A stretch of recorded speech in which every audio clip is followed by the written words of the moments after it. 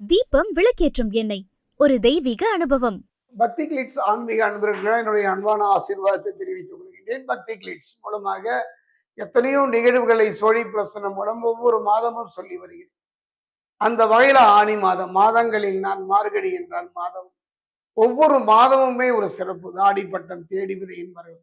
என்னுடைய அனுபவத்துல பாத்தீங்கன்னா இந்த ஆணி மாதம் சில மாற்றங்களை தரக்கூடிய தொழில, வாழ்க்கையில இந்த மாதம் ஒன்றே போதும். கடந்த மாத கசப்புகளையும் ஏமாற்றங்களையும் இழப்புகளையும் ஈடு செய்கின்ற மாதம் ஒரு ஆணி மாதமாக தான் நம்ம இந்த மாதம் 6ஆம் மாதம். அந்த வகையில் பார்க்கும்போது இந்த ஆணி மாதம் எவ்வாறு இருக்கும் என்பதை மீனராசிக்கு இப்ப பார்க்கலாம். சோழி பிரசன்னத்துல மீனராசியை பொறுத்த வரைக்கும் குரு பகவானுடைய முழுமையான பார்வை.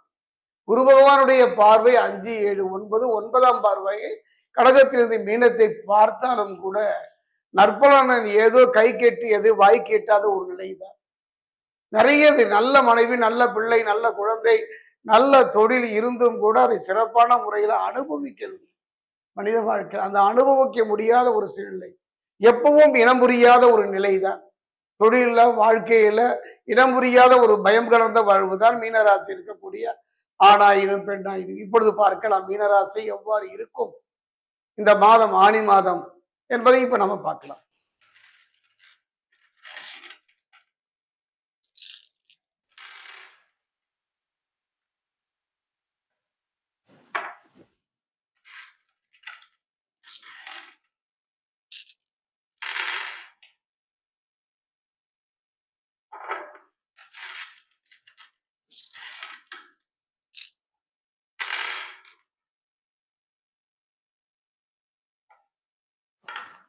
மீனராசி அன்பர்களே, ஒரு அருமையான ஒரு நல்ல வாய்ப்புகள் இருந்து கூட வாய்ப்பு இல்லை.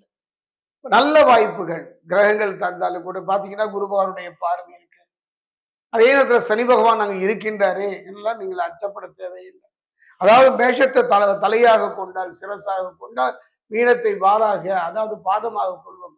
குருவினுடைய பாதத்திலே அங்கு இருக்கின்றார், கவலைப்பட தேவையில்லை.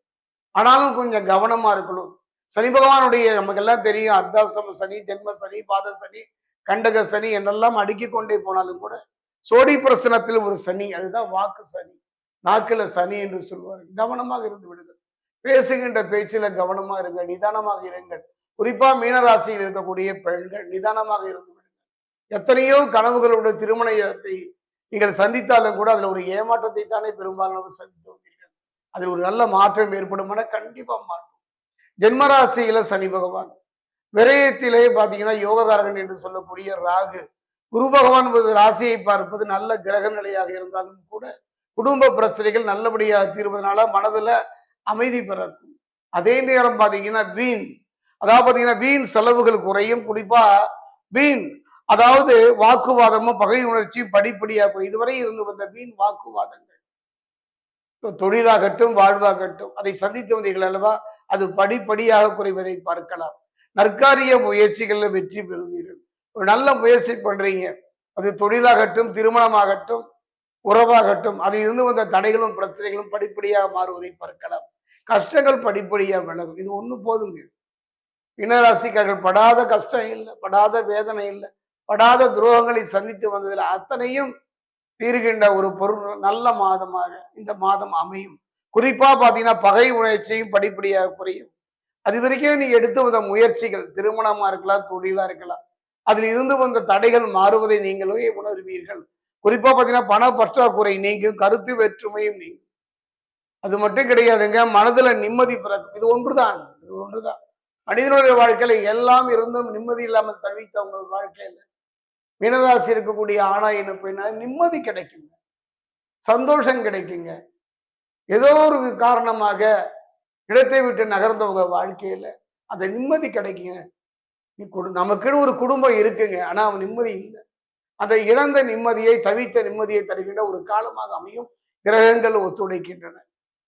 கிரகங்களுடைய ஒத்துழைப்பு தான். சனி பகவான் தான் அவர் இருக்கிறார் என்று எல்லாம் கவலைப்படாதீர்கள். உடலையும் மனதையும் சரியாக வைத்துக் கொண்டால் போதும். அந்த வகையில் இந்த சனி பகவானுடைய பாதிப்பை நீங்கள் சந்திக்க வேண்டும். சனி பகவானை பொறுத்த வரைக்கும் என்னுடைய அனுபவத்தை, பார்வை இருந்தாலும் கூட கருணை மிக்கவர். தன்னுடைய பார்வை கடுமையாக இருந்தாலும் கூட அது யாரை நோக்கி பார்ப்பார்? தவறான பழக்கம் தானே, தவறான பழக்கம். பிறர் மனதை வேதனைப்படுத்துதல், துன்பப்படுத்துதல், ஏமாற்றுதல், துரோகம் அவர்களைத்தானே. உங்களுக்கு எந்த விதத்திலும் அந்த பாதிப்பு இல்லை. அதே நேரத்துல பாத்தீங்கன்னா கலத்திரக்காரகன் என்று சொல்லக்கூடிய சுக்கிரன் சுபபலம் பெற்று சஞ்சரிப்பதனால செல்வாக்கு உயரும். அதே நேரத்துல ஒருவரின் நட்பும் ஆதரவும் கிடைக்கும். செவ்வாயின் ஆதிக்கத்துல சுபபலம் பெற்று வளம் வருவதாலும், அதாவது 2 பேரும் சுபபலம் பெறுகின்றார்கள். பூமிகாரகன் என்று சொல்லக்கூடிய செவ்வாயும் களத்திரக்காரகன் என்று சொல்லக்கூடிய சுக்கிரனும் சுபபலம் பெறுகின்றார்கள். சனி மட்டும்தானே, கவலைப்பட வேண்டாம். சனி தருகின்ற தாக்கத்தையும் பாதிப்பையும் செவ்வாயும் சுக்கிரனும் தடுத்து விடுவார்கள். அந்த வகையில குருவினுடைய பார்வையும் இருப்பதனால ஒரு நல்ல மாற்றங்களை தரக்கூடிய, ஒரு நல்ல முன்னேற்றங்களை தரக்கூடிய ஒரு மாதம் இந்த ஆனி மாதம் மீனராசிக்கு. குறிப்பா பாத்தீங்கன்னா நான் இதுதான் சொல்ல போகிறேன்.